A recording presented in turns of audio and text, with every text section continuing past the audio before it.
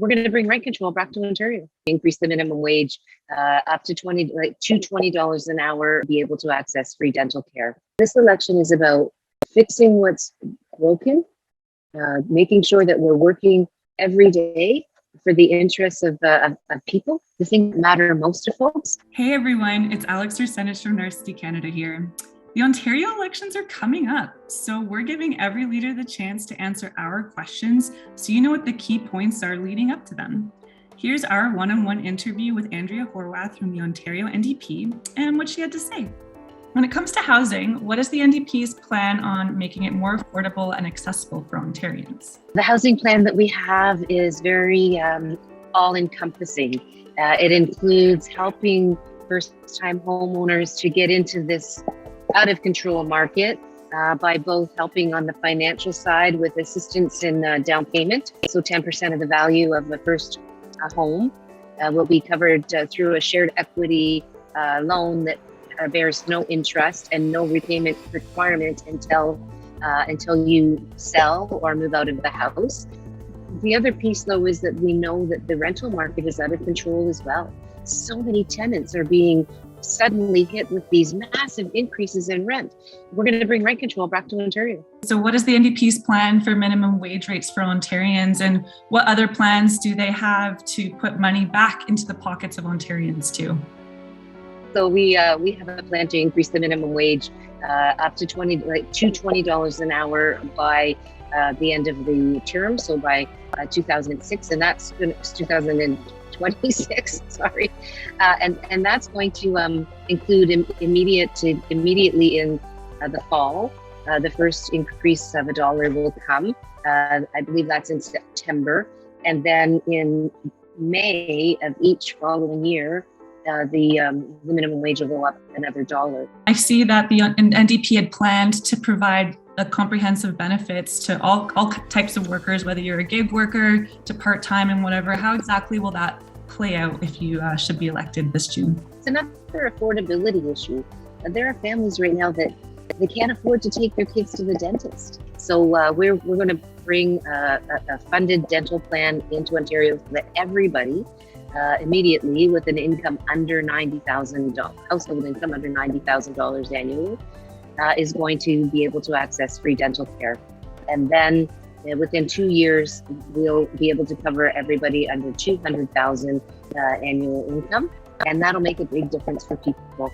So that's dental, but we also have plans for prescription drugs, making sure that we're providing universal prescription drug coverage for Ontarians. And 1 in 4 Ontarians sought mental health care during the pandemic.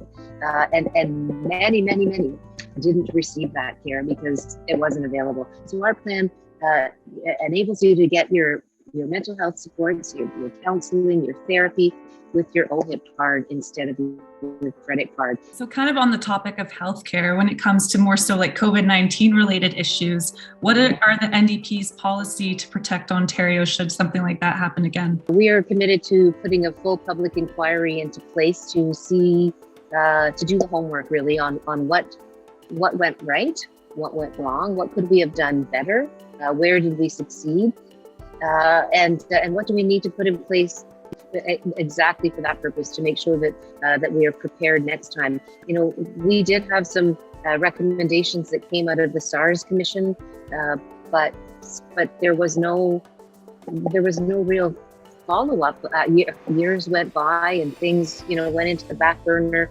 Access to PPE, the stockpiling of PPE is one of the biggest examples, but a massively underfunded healthcare system. I mean, our hospitals were on their knees. This is even before Doug Ford took over. When it comes to climate change, what is the main focus for the NDP?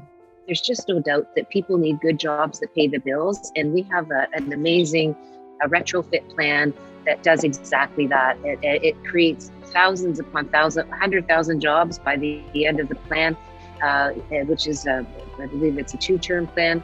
But it retrofits buildings. It creates new standards in terms of building code for new builds as well. So it's retrofit as well as making sure that anything new that's built is meeting proper emission standards. And we also we'll have requirements around capacity for charging stations and new builds.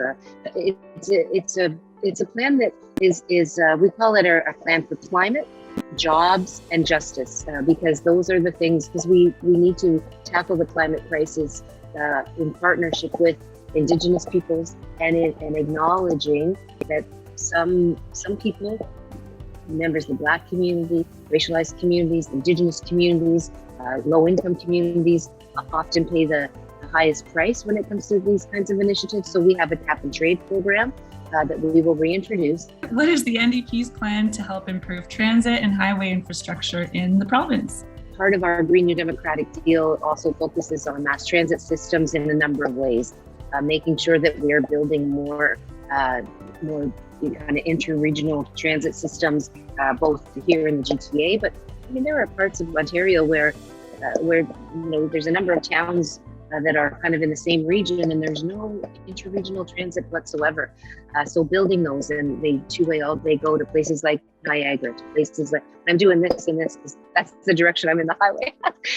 Places like Niagara, places like Kitchener-Waterloo, that needs to be addressed, and east of Toronto as well. So one of the pieces that we have is uploading 50% of the operating costs of transit to give that ability for the municipalities to really beef up their transit systems in a way that's affordable to their communities. And everybody knows the minute you start increasing fares, ridership goes down, and we shouldn't be doing that. Does the NDP have any plans to help ease the costs that have come with the rising gas prices? We have for a long time been trying to get the government in office, whether it was the Liberals for 15 years, whether it was the Conservatives for the last 4 years, to start regulating gas prices in our province.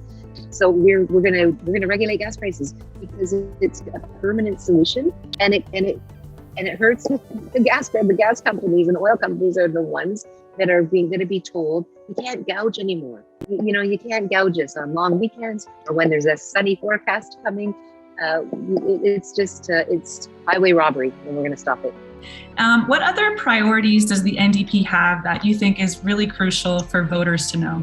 Ultimately, I think that the election that we have, it is an election where there's a lot at stake. The COVID has shown us that there's a lot broken in Ontario. So this election is about fixing what's broken, making sure that we're working every day for the interests of people, the things that matter most to folks. Some of them I've talked about, affordability, our healthcare system, our seniors care system. If there's one thing that COVID really showed us is how broken that is. Healthcare and education are absolutely priorities, making life more affordable, making sure people have jobs that can pay the bills, and taking the pinch out of your pocketbook with things like mental health care, dental care, prescription drugs, and an increasing minimum wage. If you enjoyed this video, please like and subscribe to our Narcity channel to see more content like this.